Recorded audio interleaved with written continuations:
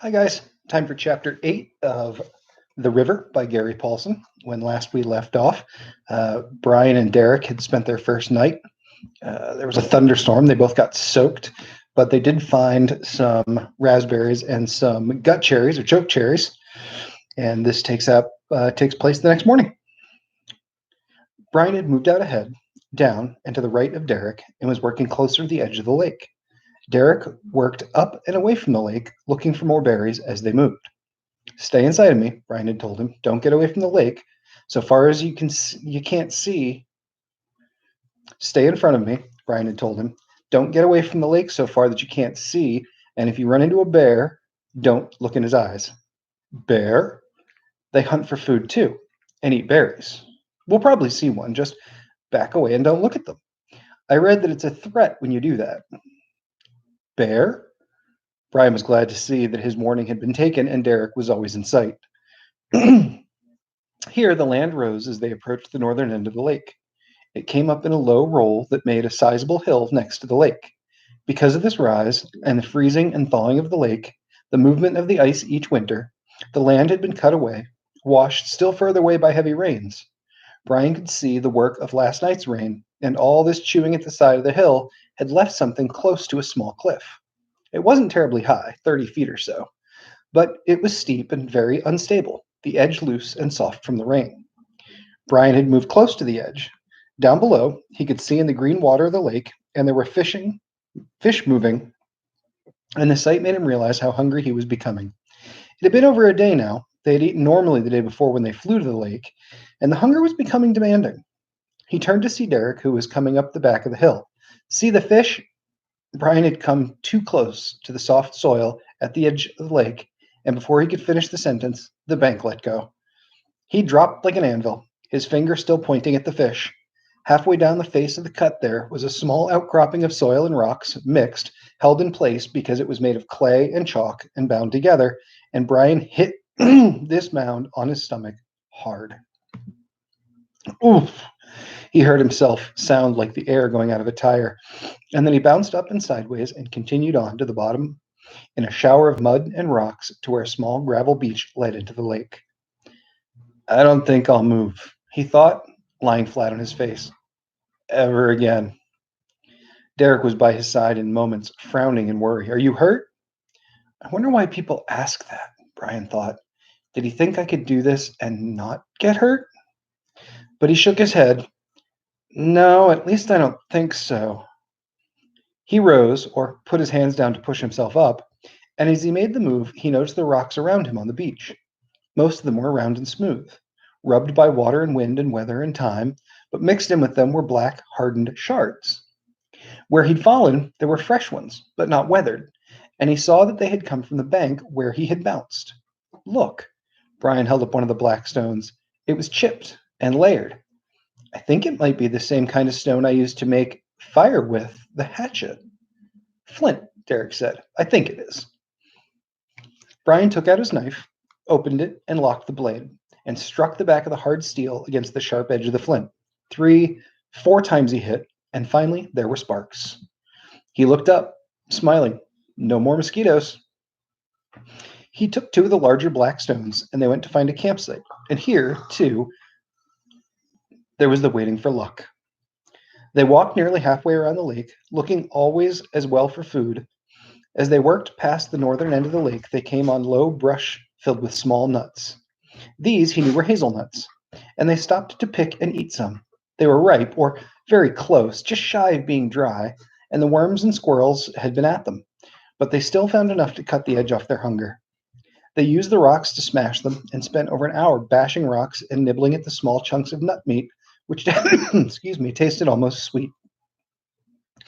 It was then approaching evening, and Brian knew they would need to find a shelter of some kind and a fire before dark and the evening horde of insects found them. Then, coming out of a stand of thick willows, they found it. In some ancient time, an enormous tree had fallen in a giant wind. The tree had been growing on the side of a small hill, which was made of a rocky shelf. As the tree went over, it pulled earth, balled in with its roots with it, and made a large hole back in under the shelf of rocks. Time had done the rest. The tree was long rotted and gone to worms, The soil had filtered some back into the hole and taken grass seeds, and what was left was a large depression in the side of the hill with an overhanging shelf of rock. On each side of the depression, there were large trees, white pines that went towering up and shaded the whole place to make it feel like a quiet garden. It was not perfect, not as nice as Brian had in the L shaped lake, but it was good enough, far better than nothing. And to cap it off, there was a small spring of water to the side of the overhang where a fissure of rock let water work out in a trickle that made its way down to the lake. Home, Brian thought. Derek looked at the depression. It looks like a hole. What do we do to make it livable? Beds and a fire. You use pine boughs to make the beds. He showed Derek how to cut the boughs and stick them point down to make a soft bed. You do that, and I'll work on a fire. I need to watch you do that, Derek said, so I can write about it. Brian nodded and set out to find what he needed. He would never forget the first fire, what it had meant to him, as important as it must have been to early man. And he approached making a fire now almost like it was a religious experience. You could not hurry it, he knew. Fire would come only when it wanted to come, and only when there was a good bed for it, a nice home for it. He found some birches near the shoreline and shredded dry birch bark with his fingernails until it was like hair. He kept adding this until he had a ball of fluff 3 inches in diameter. To this, he added some pulverized, dried grass, worked almost into flour, and when it was all together, he gently used his finger to make a hole in the middle. A home for the fire, he thought, a place for it to live. Derek had watched all of this with intense interest, writing in his notebook from time to time, underlining things, nodding. Brian set aside the tinder and found some dry pine twigs, as small as matches. When he had a good pile of these, broken and lined up for use, he searched for slightly larger dry wood and still larger until he had a pile as large as his knees. In all this, he was silent, thinking only of the fire, but he turned to Derek now. You can't have too much wood, ever. And you should always have dried wood stashed back in some safe place along with tinder. He paused, thinking, remembering. What is it? Derek asked. Fire. It's so alive, such an important thing to us. Back there in the world, we don't know that. But when I got home last time, I tried to read about what it was like, before we got everything we have now. In colonial times, they kept people awake just to watch the fires, and in ancient times, the most important person in the tribe was called the fire watcher. Derek wrote it down, and Brian smiled. Something about Derek walking around all day looking for berries and nuts, carrying a briefcase like a business executive, seemed ridiculous. But he meant what he was doing, and Brian liked him more and more all the time. And when he'd fallen and Derek had kneeled next to him, he'd been genuinely worried. Fire. There was a lowering of light now, and evening would not be long, accompanied by the waiting bugs. He and Derek made a small fire pit in front of the overhang.